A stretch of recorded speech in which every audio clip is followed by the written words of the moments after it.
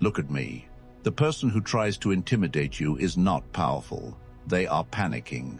Because intimidation is the last weapon of someone who feels control slipping away. When someone raises their voice, leans into your space, locks their eyes onto yours, they are not proving strength. They are begging your nervous system to collapse. And here is the truth most people never hear. The moment you react emotionally, the fight is already over. Not because they won the argument, but because they entered your mind. Pressure is not about truth. It is about speed. They want you to answer before you think. They want you to move before you decide. They want your body to obey before your mind does. And almost everyone fails right here. They rush their words. They defend their worth. They explain themselves. They shrink without realizing it. That is how intimidation works. It doesn't break you with force. It breaks you with timing. But what if the next time someone tried to overpower you, nothing happened? No fear, no rush, no emotional movement, just stillness. And suddenly their pressure collapses. Because intimidation only survives when it gets a reaction. Today, I'm going to show you the Machiavellian method of becoming psychologically untouchable, not by fighting, not by shouting, not by acting tough, but by destroying their control over your nervous system. And once you master this, no one can rush you, crowd you, or dominate you again. Let's begin. Rule 1. Never meet speed with speed. When someone comes at you with pressure, your body wants to sprint. Your breathing shortens, your voice tightens, your thoughts scatter. This is not weakness, it is biology. But biology is exactly what intimidation exploits. Because speed creates mistakes. Speed creates emotional leaks. Speed creates surrender disguised as defense. So instead of rushing, you slow everything down. You pause, not nervously, not dramatically, deliberately. Silence becomes your first weapon. You let their words hang in the air. You do not rescue the moment. You do not explain yourself. You do not rush to answer. And something dangerous happens to them. Their rhythm breaks. They expected impact. They expected resistance. They expected fear. They received nothing. And when intimidation meets no reaction, it turns inward. They start hearing their own voice. They notice their volume. They question their posture. Why isn't this working? Why aren't they shrinking? Why aren't they defending? Momentum dies. Power leaks. This is the first crack in their dominance. Your body must support this silence. No fidgeting. No adjusting clothes. No stepping back. No nervous gestures. Stillness is authority. Your face becomes neutral, not smiling, not hostile, unreadable. Think of a judge listening to a confession, present, calm, unmoved. You are not challenging them. You are not submitting to them. You are observing them. And observation is control. Most people think power is something you display. Real power is something you withhold. The less emotion you give them, the weaker their pressure becomes. Now the game reverses. Instead of defending yourself, you make them define themselves. Intimidation survives on vagueness. You always fail. This decision is stupid. Everyone knows you're wrong. These statements feel heavy, but they are empty. So you ask one question. What exactly do you mean? Not with sarcasm, not with anger, with calm curiosity. Which part specifically? Based on what evidence? Explain it to me. Now they are no longer attacking, they are explaining. And explanation drains power. The one who explains is working. The one who asks is steering. Their brain shifts from emotion to logic, from dominance to justification, from pressure to self-monitoring. They stumble, they contradict themselves, they expose weak foundations. And you stay still, listening, watching, silent. Silence pulls more words out of them than aggression ever could. There is a law of psychology here. When pressure is forced to define itself, it shrinks. Specificity kills exaggeration. Clarity kills threat. light kills shadow. But words are only half the battle. Because intimidation is physical. They step closer, they lean in, they invade space, and most people retreat by inches without noticing. Each inch says, you own this ground now. So you stop retreating, you plant your feet, balanced, unmoved, chest open, chin level, eyes steady. You are not attacking. You are not fleeing, you are occupying.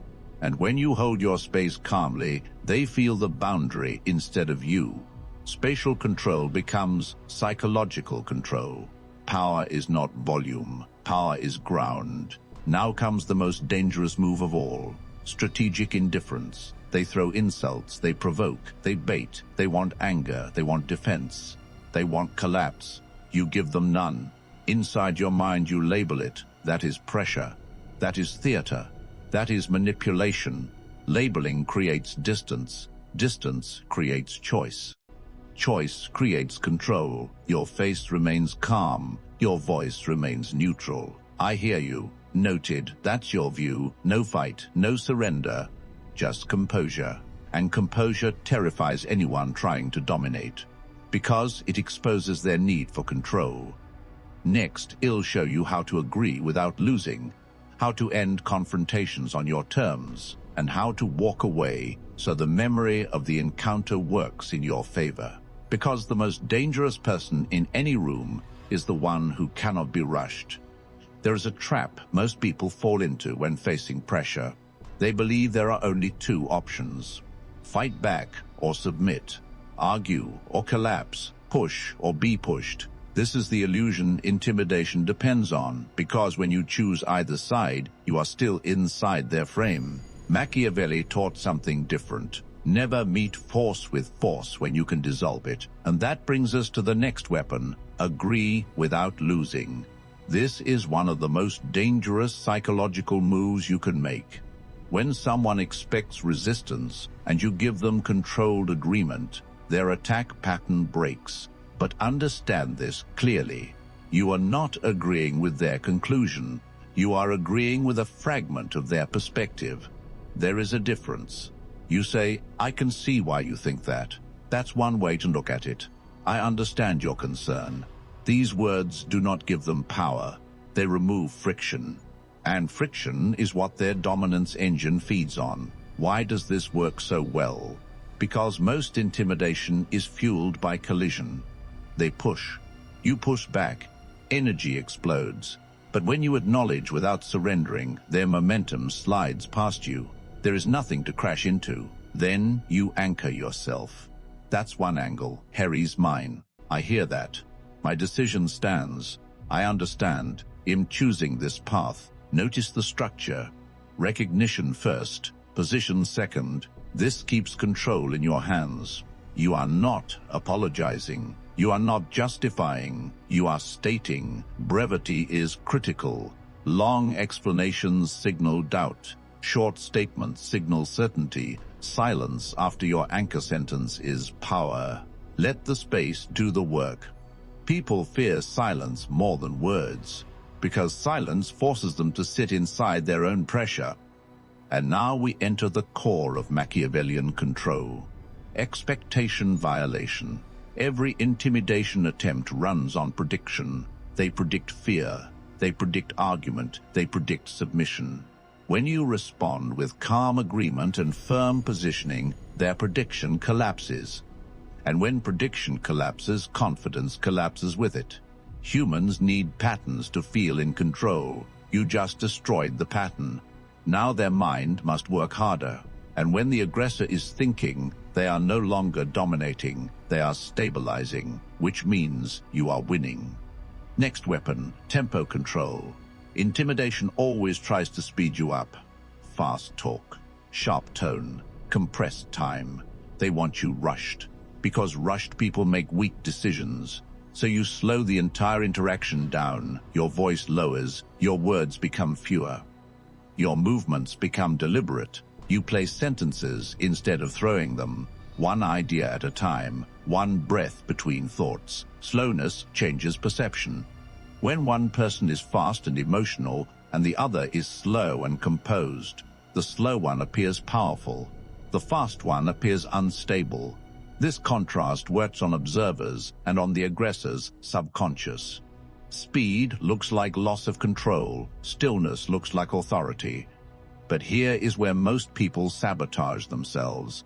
They hold control during the conversation, then lose it at the ending. They sigh. They roll their eyes. They mutter under their breath. They rush away. All the power they built disappears in 5 seconds, which brings us to the next move, the controlled exit. Every confrontation has a final memory point, and the brain weights endings heavily. Whoever controls the ending controls the story. You do not linger in circular tension. Once your position is stated, once the boundary is set, you leave, not angrily, not dramatically, calmly. We're done here. Well, talk later.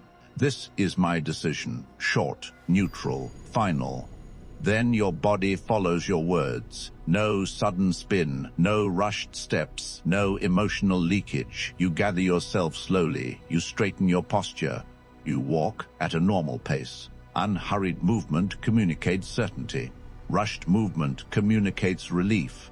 And relief looks like weakness. Your face stays neutral through the exit window. No sighs, no head shaking, no whispered comments. Because dominance is not what you say, it is what you do when you stop speaking.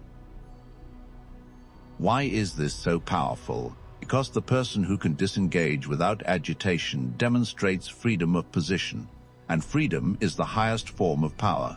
They needed the interaction. You chose to end it. That imbalance stays in their mind, and in the minds of anyone watching. Next weapon, strategic emotional poverty. Intimidators survive on emotional wealth. Your anger, your fear, your embarrassment, your need to prove yourself. They are emotional parasites, so you become emotionally expensive. Not cold, not cruel, selective. You decide what deserves a reaction. Everything else gets calm, acknowledgement or silence. Inside your mind, you label the behavior. That is bait. That is pressure. That is theater. This mental naming prevents emotional hijack. You are no longer inside the moment. You are observing the moment. And the observer always has more power than the actor. Your nervous system learns something critical. Pressure does not mean danger. It means strategy. This reframes the entire encounter. You are not under attack. You are in a game of positioning. And here is the hidden transformation. Each time you hold your frame, each time you slow down, each time you refuse emotional hooks, your brain rewires. Confidence stops being an act. It becomes a reflex. Your posture changes, your voice settles, your presence deepens. People feel it before you speak. Because psychological dominance is not loud. It is heavy. It sits in the room, and others adjust around it. The more you practice this, the fewer intimidation attempts you face. Because predators look for movement, and you no longer move. Next, you will learn how to turn pressure into psychological advantage, how to make others doubt their own dominance, and how to become the calm center of any tense situation. Because the most dangerous person in the room is not the loudest. It is the one who cannot be pushed. There is a moment in every intimidation attempt where the aggressor begins to feel something dangerous. Uncertainty. They expected fear. They expected resistance. They expected collapse. Instead, they met composure. And composure creates doubt. Doubt is the enemy of dominance. Because once someone doubts their control over you, they start questioning their control over themselves. This is where psychological power quietly shifts sides. Now we move from defense to advantage. The next step is to turn their pressure into self-exposure. Most intimidators reveal more than they intend. They speak too much. They exaggerate. They repeat themselves. They escalate emotionally. Why? Because they feel their influence slipping. Your job is not to interrupt this. Your job is to let it happen. Silence becomes a mirror. When they talk into your stillness, They hear themselves louder, and the louder they hear themselves, the more aware they become of their own behavior. This creates internal friction. Am I being too aggressive? Do I look unstable? Why aren't they reacting? That internal questioning weakens their posture. You do not attack them. You let their own energy turn against them. This is Machiavellian control. Never fight the opponent directly when you can let them collapse under their own weight. Now, listen carefully. This is subtle but deadly effective. You begin using contrast. They are loud. You are calm. They are emotional. You are measured. They are fast. You are slow. Human perception is comparative. People judge strength by difference, not by absolute behavior. When chaos stands next to calm, calm looks powerful. When speed stands next to stillness, stillness looks confident. You do not need to dominate them. You only need to be different from them. And that difference reframes the entire interaction. Observers feel it. They feel tension reorganize around you, and the aggressor feels isolated in their own intensity. Isolation weakens intimidation. But what if they increase the pressure? Some people, when they feel control slipping, escalate. They raise their voice, they move closer, they use harsher words. This is desperation disguised as strength. And here is where most people panic. They think escalation means danger. In reality, escalation means failure. Because if intimidation were working, they would not need to increase it. So you do the opposite of what they expect. You soften your tone, not submissively, not weakly, calmly, lower volume, slower words, shorter sentences. This creates a psychological mismatch. Aggression looks foolish next to serenity. It forces them to hear themselves, and hearing themselves breaks the illusion of control. This is where the mind of the intimidator fractures. They came to dominate. They found themselves performing. They came to control. They found themselves explaining. They came to provoke. They found themselves exposed. Their confidence becomes effort, and effort always leaks. You may notice small signs. They repeat points. They shift their stance. They overuse words. They lose eye focus. These are cracks. You do not comment on them. You do not exploit them. You simply remain steady. Because the more they destabilize, the stronger your stillness becomes by contrast. Next weapon, psychological elevation. You subtly rise above the emotional level of the interaction. Not morally, not intellectually, emotionally. You treat the situation as manageable, not urgent, not threatening, not dramatic. This sends a message. This does not control me. And that message travels faster than words. People respond more to emotional posture than to arguments. If your posture says calm, your voice will be heard as authority. And now comes the invisible reversal. They begin to adapt to you. They slow down, they soften, they reduce pressure, not because you forced them, because their nervous system mirrors yours. Human emotions are contagious, and calm is the most contagious emotion of all. You become the reference point, the center. And the person who controls emotional tone controls the interaction. This is how leaders speak in crisis, not with volume, with gravity. Next weapon, controlled vulnerability. This sounds dangerous, but it is surgical. You reveal nothing personal. You reveal no weakness. You reveal only certainty. For example, I'm comfortable with my decision. I've thought this through. I'm not rushed by this. These statements do not defend. They declare internal stability.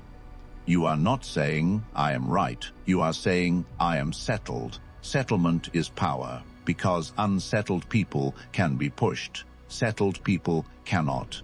Now understand this principle deeply. Intimidation is not about you. It is about them. Their fear of losing control. Their fear of being challenged. Their fear of uncertainty. When you refuse to absorb that fear, it stays with them. And fear that stays inside the aggressor turns into doubt. Doubt turns into retreat. Not always physically, but psychologically. They stop pressing, they change subject, they look for an exit. You did not defeat them, you outlasted their pressure. Next weapon, time superiority.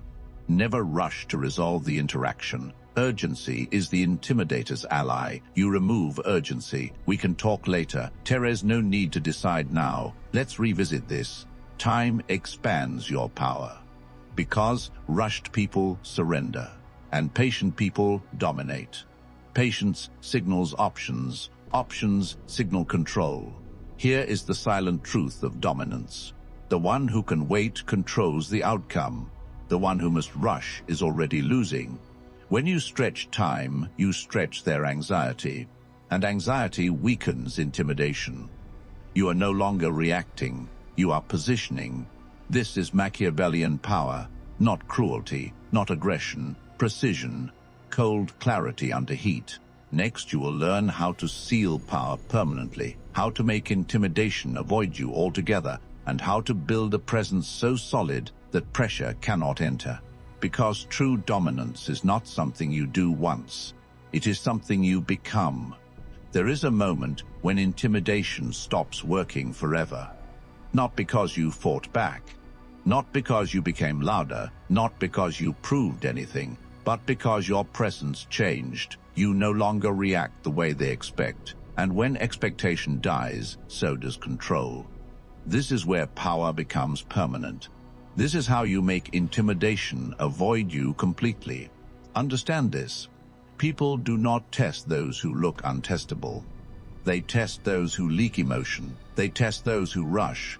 They test those who explain. They test those who seek approval. So the final transformation is not a tactic. It is a posture, a psychological identity. You become the person who cannot be moved. Not stiff, not cold, but settled. Your voice slows naturally. Your body stops fidgeting. Your eyes stop searching for permission. You enter rooms already centered. And this changes how others approach you before a word is spoken. Here is the secret Machiavellian shift. You stop needing to win confrontations. You start controlling frames. Frame is the invisible story of the interaction. Most people fight inside someone else's frame. They argue the topic. They defend their position. They chase approval. You operate above the frame. You decide what matters. You decide the pace. You decide the emotional temperature. When someone pressures you, you do not ask, "How do I defeat them?" You ask, "Do I even need to engage?" That question alone is power, because dominance is not about engagement. It is about choice. Now listen carefully. This is the final seal. You must become boring to intimidate. Not dull, not weak. Emotionally boring. No spikes, no flinches, no visible struggle. Your reactions become predictable, calm, short, grounded. Over time, intimidators learn something painful. There is nothing to harvest from you. No fear, no drama, no reward. So they go elsewhere. Predators avoid empty ground. Next weapon, reputation of stillness. Once you hold your frame enough times, a story forms around you. He doesn't get rushed. She doesn't lose control. They don't react. This reputation protects you before conflict even begins. Most dominance battles are decided before the first sentence, by posture, by tone, by presence. And presence is built from repeated calm under pressure. This is how leaders are born, not by shouting, not by threatening, by staying composed when others panic. Crisis reveals hierarchy. The one who remains centered becomes the reference point. People follow emotional stability. They trust it. They feel safer around it. And safety is influence. Next weapon, internal command. The final battlefield is not external. It is your nervous system. When pressure hits, your body asks, "Is this danger?" You retrain it to answer, "This is information." You breathe slower. You think clearer. You move less. You stop identifying with the attack. You observe it. Observation creates distance. Distance creates mastery. This is the difference between reacting and ruling. Now, here is the paradox of true power. You don't try to dominate. You make domination unnecessary. You don't silence others. You make their noise irrelevant. You don't defeat intimidation. You become unreachable by it. This is why Machiavelli wrote about appearance as much as action. People believe what they see. And what they see is a person who is not shaken, a person who does not rush, a person who does not bend. That image rewrites social dynamics. Next weapon, strategic endings. Every interaction leaves a trace, and the last emotional moment is what the brain remembers. So you end every pressure encounter the same way, calmly, briefly, without emotion. No arguments at the door, no dramatic exits, no revenge words, just closure. We'll talk later. This is my decision. I'm done here. And you leave with the same posture you entered with. The ending becomes the story, and the story becomes your identity. Now let me tell you the truth most people avoid. Power is lonely, because when you stop reacting, some people lose access to you. They can no longer control you with emotion. They can no longer provoke you into chaos. They can no longer pull you into their storms, so they call you cold. They call you distant. They call you different. But what they really mean is, you are no longer inside my reach. And that is the price of psychological freedom. Next weapon, selective engagement. You do not fight every battle. You choose. Not every pressure deserves attention. Not every challenge deserves response. The strongest position is indifference backed by clarity. When you speak, it matters. When you move, it is intentional. Scarcity creates authority, and authority creates silence around you. This is the final realization. Intimidation only works on those who need validation. The moment you stop needing approval, the moment you stop fearing judgment, the moment you stop proving yourself, you exit the game. You are no longer a target. You are no longer a participant. You are a presence. And presence reshapes behavior without words. Let them raise their voice. Let them lean in. Let them perform. You will not follow them into their theater. You will stand in stillness. And stillness will expose them, because the loudest person in the room is rarely the strongest. The strongest is the one who does not need noise. Remember this. You don't defeat intimidation by overpowering it. You defeat it by becoming untouchable, not hard, not cruel, not aggressive, unshakable, a calm nervous system, a grounded posture, a measured voice, a controlled exit. That is real dominance. And once you master it, pressure has nowhere to land. The world does not fear strength. It respects composure. And composure is the highest form of power.